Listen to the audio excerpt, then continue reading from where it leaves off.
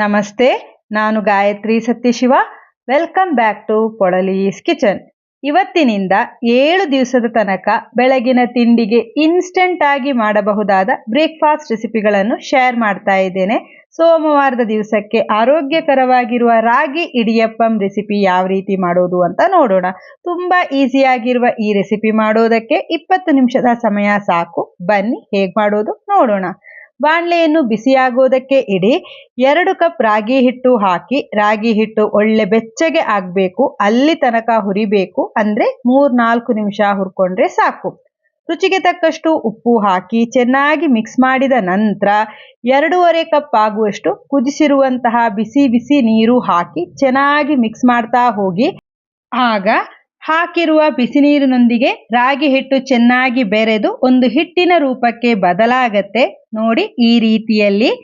ಇನ್ನು ಮುಚ್ಚಳವನ್ನು ಮುಚ್ಚಿ ನಿಧಾನ ಉರಿಯಲ್ಲಿ 1 ನಿಮಿಷ ಹಾಗೆ ಬಿಡಿ. 1 ನಿಮಿಷದ ನಂತರ ಗ್ಯಾಸ್ ಫ್ಲೇಮನ್ನು ಆರಿಸಿ ಮಿಶ್ರಣವನ್ನು ಸ್ವಲ್ಪ ತಣಿಯೋದಕ್ಕೆ ಬಿಡಿ. ಹಿಟ್ಟು ಬಿಸಿ ಇರುವಾಗಲೇ 2 ಚಮಚದಷ್ಟು ಎಣ್ಣೆ ಹಾಕಿ ಹಿಟ್ಟನ್ನು ಚೆನ್ನಾಗಿ ಚಪಾತಿ ಹಿಟ್ಟು ನಾದುವ ರೀತಿಯಲ್ಲಿ ಕಲಸ್ಕೋಬೇಕು ನೋಡಿ. ಈಗ ಸಾಫ್ಟ್ ಆಗಿರುವ ಚಪಾತಿ ಹಿಟ್ಟಿನ ಹದದಲ್ಲಿದೆ, ಇದು ಕರೆಕ್ಟ್ ಆಗಿರುವಂತಹ ಹದ. ಇಷ್ಟು ಸ್ಟೆಪ್ ಅನ್ನು ಸಾಧ್ಯವಾದಷ್ಟು ಬಿಸಿ ಇರುವಾಗಲೇ ಮಾಡಬೇಕು, ಬಿಸಿ ಆರೋದಕ್ಕೆ ಬಿಡಬಾರ್ದು. ಬಿಸಿ ಇರುವಾಗಲೇ ಉಂಡೆಗಳನ್ನು ಸಿಲಿಂಡ್ರಿಕಲ್ ಶೇಪ್ ನಲ್ಲಿ ಮಾಡಿ ರೆಡಿ ಮಾಡಿ ಮುಚ್ಚಳ ಮುಚ್ಚಿಡಬೇಕು. ಇಡಿಯಪ್ಪಂ ಬೇಯಿಸೋದಕ್ಕೆ ಇಡ್ಲಿ ತಟ್ಟೆ ಅಥವಾ ಈ ರೀತಿಯ ಪ್ಲೇಟ್ಗೆ ಎಣ್ಣೆ ಸವರಿ ರೆಡಿ ಮಾಡಿಟ್ಟಿರಿ. ತಟ್ಟೆ ಇಡ್ಲಿ ಸ್ಟ್ಯಾಂಡ್ ಇದ್ರೆ ಅದರಲ್ಲೂ ಸಹ ಮಾಡ್ಬೋದು.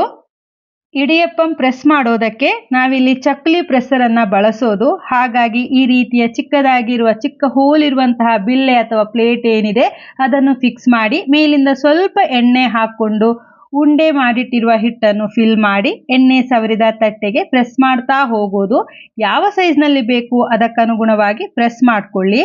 ಮಾಡಿಟ್ಟಿರುವ ಉಂಡೆ ತಣಿದಿದ್ರೆ ಕೆಲವೊಮ್ಮೆ ಈ ರೀತಿ ಪ್ರೆಸ್ ಮಾಡುವಾಗ ಪ್ರೆಷರ್ ಹಾಕಬೇಕಾಗಿ ಬರುತ್ತೆ. ಒಂದು ವೇಳೆ ಒತ್ತೋದಕ್ಕೆ ಕಷ್ಟ ಆಗ್ತಿದ್ರೆ ಇಡ್ಲಿ ಸ್ಟೀಮರ್ನಲ್ಲಿ 5 ನಿಮಿಷ ಮಾಡಿಟ್ಟಿರುವ ಉಂಡೆಯನ್ನ ಸ್ಟೀಮ್ ಮಾಡಿ ನಂತರ ಪ್ರೆಸ್ ಮಾಡಿ, ಆಗ ಸುಲಭವಾಗಿ ಇಡಿಯಪ್ಪಂ ಅನ್ನು ಒತ್ಬೋದು. ಪೂರ್ತಿಯಾಗಿ ಪ್ರೆಸ್ ಮಾಡ್ಕೊಂಡಾದ್ಮೇಲೆ ಇಡ್ಲಿ ಪಾತ್ರೆಯ ತಳಕ್ಕೆ ನೀರು ಹಾಕಿ ಪ್ರೆಸ್ ಮಾಡಿದ ಪ್ಲೇಟ್ ಅನ್ನು ಇಟ್ಟು 10 ನಿಮಿಷ ಸ್ಟೀಮ್ ಮಾಡಿ. ಈಗ ಆರೋಗ್ಯಕರ ಹಾಗೂ ರುಚಿಯಾಗಿರುವ ರಾಗಿ ಇಡಿಯಪ್ಪಂ ಅಥವಾ ಶಾವಿಗೆ ರೆಡಿ ಆಯಿತು. ಕಾಯಿ ಹಾಲು, ಸ್ಟ್ಯೂ ಅಥವಾ ಯಾವುದೇ ಚಟ್ನಿ ಜೊತೆ ಸರ್ವ್ ಮಾಡಬಹುದು. ಲಂಚ್ ಬಾಕ್ಸಿಗೂ ಇದನ್ನು ಪ್ಯಾಕ್ ಮಾಡಿ ಕೊಡಬಹುದು.